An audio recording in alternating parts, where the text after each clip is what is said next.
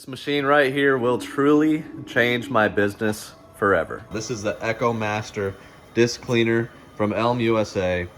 Very expensive machine. I think it was about $8,000, $8,500. I don't even remember. Shipped. So it's running right now as we speak, and we've been pretty much consistently running it the last 3 days since we got it out. It took like 2 or 3 months because it was on back order, but it cleans 50 discs at one time. It still takes about 4 hours to get through 50 discs on a light clean, but you put them in there, you set it, you forget it.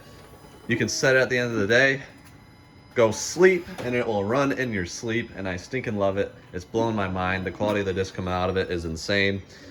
We've been able to clean all of these already, hundreds of discs, where normally that would take us like a month of actively changing disc out with the Auto Smart. Still a phenomenal machine, and this is what I would recommend starting with, because this is a significant investment.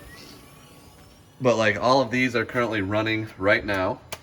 I've been building up a pile for a long time of games that need resurfacing, which I still have over here. I love these media shelves we finally have in the barn. It's just like, this is gonna change the game forever. And the cool thing is we have all these bins of games over in the shed that will need cleaning. And we really don't even have to look that close. We can just say, all right, we'll just do a very light clean on everything, run them through. If there's stuff that needs more of a clean, put them in a different stack. We'll do a little bit deeper of a clean.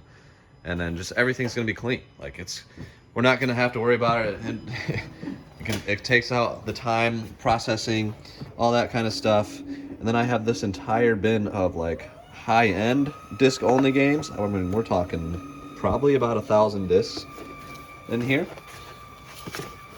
Maybe more like, yeah, there's 2 rows. I'd say, yeah, about 1,000 discs in here, and there's some GameCube, all sorts of stuff. And it's just so exciting because it's going to enable us to do more whatnots like this one we did yesterday. There's everything that sold. It's going to enable us to, you know, get this stuff out, to like get organized in here. We're still kind of chaotic in here. You know, we're still in the move-in process. We still got to get our desk fully set up and all that kind of stuff. These 2 tables are like where new stuff gets brought in.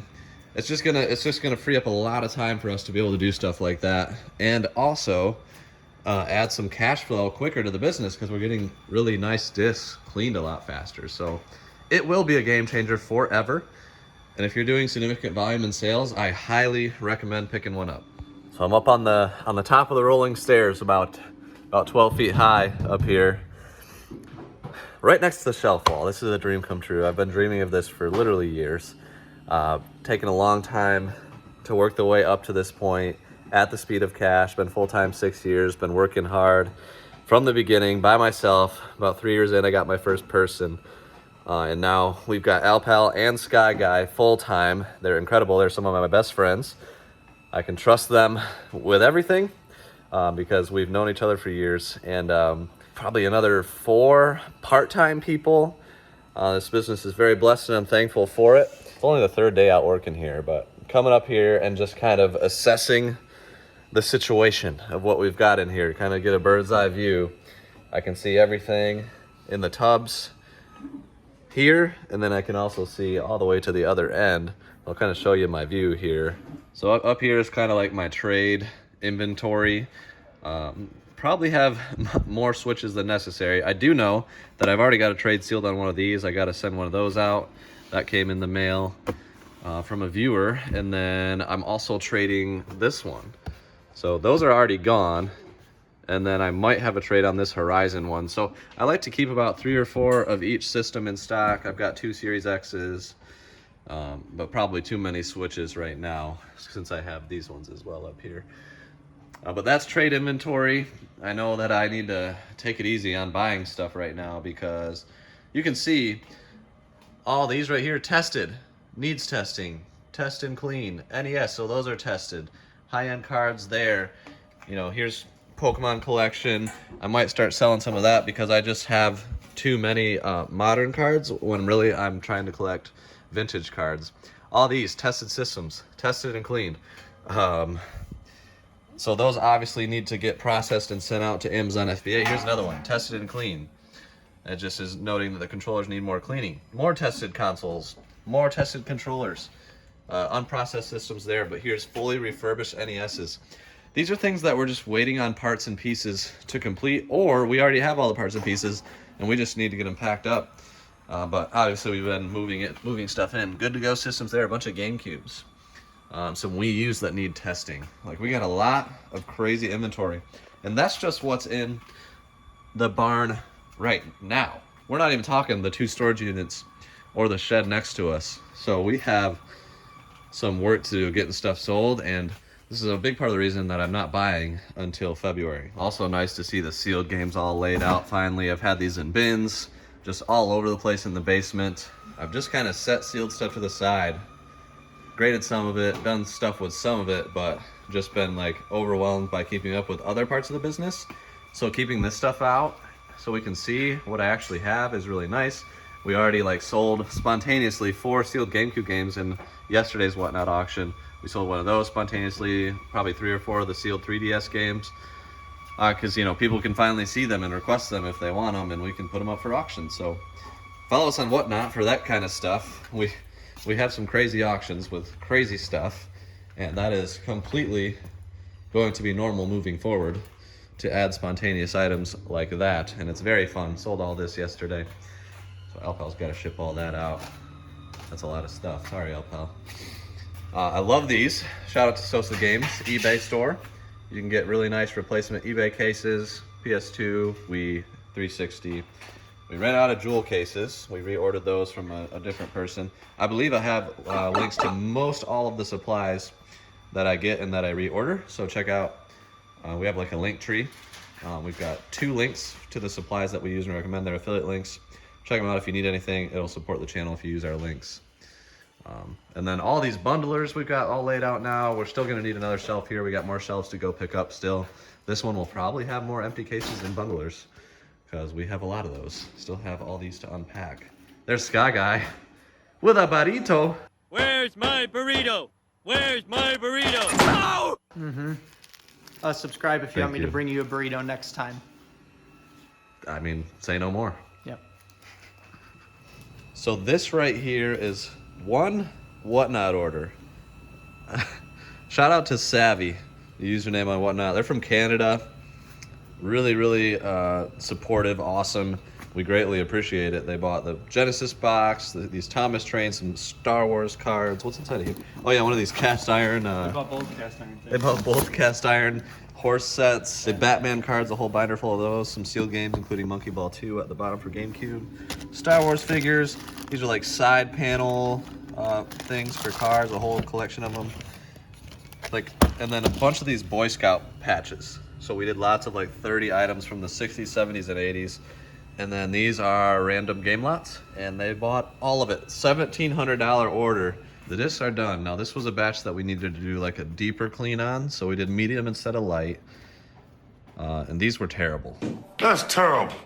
Like terrible condition to start. Like this one, I remember it looked like somebody took their keys and just scratched the heck out of it everywhere. No, this one's good. And this is what it looks like now. That's incredible. There are some that I'm putting back for a deep clean. a deep clean. Okay. Well, I'm surprised that a medium worked for that one. Medium gets pretty darn deep though. Very rarely will we need to do a deep clean. So we're kind of just we're getting it dialed in, but we're starting with a light clean. That gets usually the majority of them. But if we have a bunch of really bad discs, we might just start with a medium clean. Kind of get a microfiber towel, wipe them down. That one looks pretty clean from my view. I think so. Mirror-like finish, you gotta love it. I just had to order $200 worth of supplies. For actually, yeah, that one needs another. Yeah. So we might just do like a deep run through on these and hopefully finish them out. Yeah, that one's nice. Metallica for $360. It's good value stuff too that we're getting cleaned up here. Yeah, it's nice because it can clean the, you know, the black PS1 disc, the regular silver, or the blue, like PS2 has a lot of the blue ones. It cleans them all up. They should have made discs more colors. Why didn't they? I don't know. That'd be kind of fun. Maybe there probably is a reason for that. Something beyond us. I'm sure Matt would know if he was here. But I was talking to someone about Pokemon cartridges, and they're the only Game Boy cartridges that are different colors. Yeah, cartridges they should have. Yeah, they should have totally done a that. lot more. We did a short on the N64 cartridge colors. There's like 6 or 7 different colors for those. Pokemon Stadium 2, the only one that has 2 colors, with silver and gold. Yeah, so you definitely got to wipe them down a little bit as they come out, because you just saw the water that some of them are a little wet, but so overall the medium got most of those, and these were all just terrible condition to start. And then this little stack we'll do on a deep clean. So I'm going to show you how it works. Or this was the medium actually. This is the deep clean stuff. Medium, yeah. Okay. So we're going in for deep clean on these. And the cool thing is there's probably about 10 discs here. You just slide them in on this little table here. And don't forget. Yeah, got to put the dowel back in, because this is where it spits out the discs or catches them somehow. I don't know how it fully works yet, but it'll put them on that when they're done.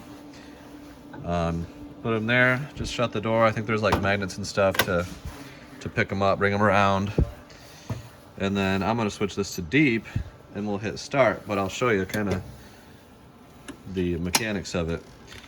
So here's all the pads. So you got like, this is for medium, blue is for deep, light, very light, and then just the polishing pad. And then purple is for Blu-rays, which we haven't done yet. When it's cleaning it, the disc goes on that platen table.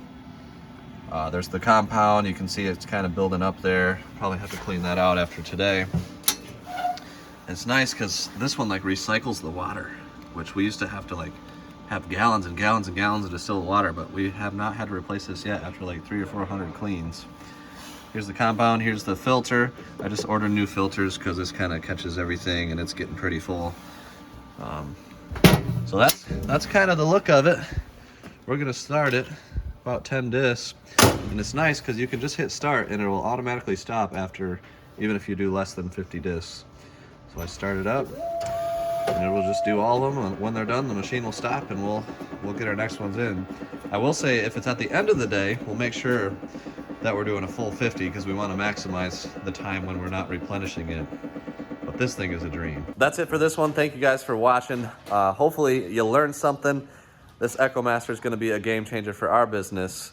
We're going to have a full crew working today, so we're going to continue doing stuff, probably record a couple more videos, so subscribe for more. It's going to be a very interesting journey as we're getting this barn ready, unpacked, and fully operational. So we'll see you guys next time. Bartle do, crap mo stank.